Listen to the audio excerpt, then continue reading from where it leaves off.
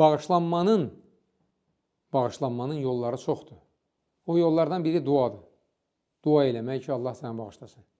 O yollardan biri zikirlərdir. Bayaq dedim ki, Peyğəmbər sallallahu aleyhi ve sellem 24 saat o zikirləri edib. O zikirlər bağışlanma diləməkdir. Fikir verin.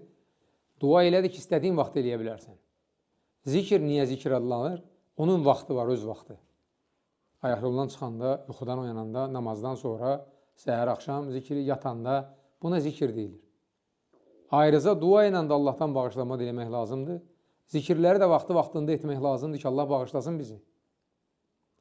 Həmçinin Allahın mərhəmətinə qovuşmağın yollarından vaxtında namazı qılmaqdır, vaxtında oruç tutmaqdır, sədəqə verməkdir, Allahın qəzəbini soyudur. Cəmaatla bir yerdə olmaqdır, mütəmadi olaraq. Cəmaat namazlarında iştirak etməkdir, imkan daxilində, heç olmasa işa namazlarında.